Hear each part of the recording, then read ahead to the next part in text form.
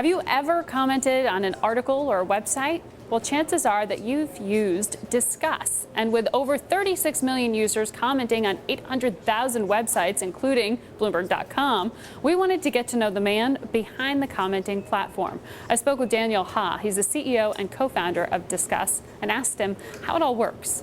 So Disqus is a commenting platform that helps websites build very active communities right where their content is.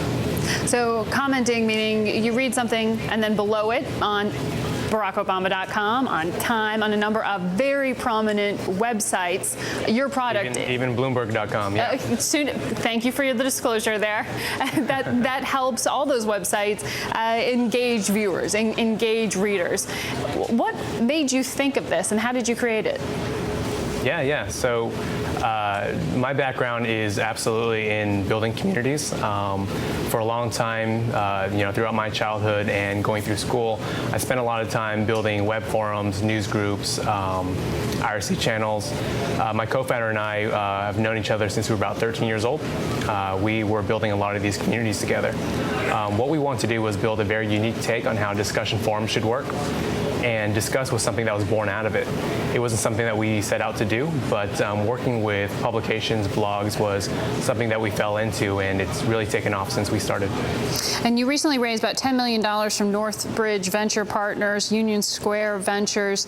What's the sales pitch when you're talking to some of these venture capital guys?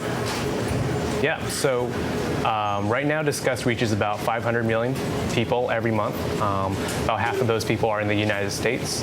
Disqus is used on about 800,000 different websites all around the web, and we have just about 36 million people having these conversations across these sites. We have a really strong foundation for how conversations persist across these communities. What we're doing right now is we're going to help these communities monetize this big leap in audience engagement. And you just recently introduced @mentions. Explain that, because it sounds like it dips into some lingo that many people know from Twitter. Yeah, so @mentions is something that was inspired by the @ mentioning that occurs on Twitter very naturally. Right now, when you're posting comments, this is something that lives in these individual silos of conversations on Time Magazine, Bloomberg, CNN. They're all individualized. With @mentions, what we're trying to let people do is pull in other people from around the web. So I can mention people on the Disqus network or on Twitter, and then pull them back into the conversation that I'm having. So this is a way for people to grab their friends and people that may be interested in the conversation and pull them into what they're talking about. Right now, just about 1% of all comments being posted are mentioning someone else. The value of something like that seems to be you're flagging not only the user and their name, but also what they're discussing. What do you do with that information? Do you aggregate it somewhere?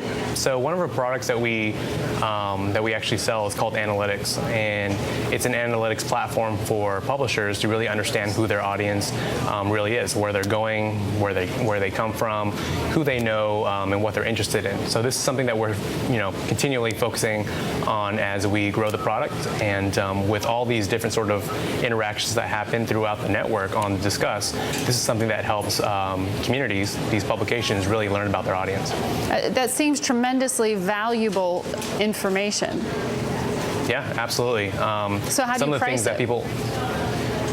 Right now, it's anywhere between, it's actually a really large range, so anywhere between $20 to $1,000 plus, depending on the usage and the size of the customer. So what do you intend to do with the company? Would you ever sell it?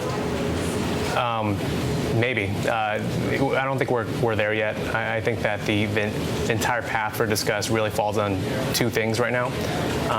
The whole thing with our business is letting publishers really monetize these communities. Right now, we don't do that at all. Right now, their entire business is on this SaaS product.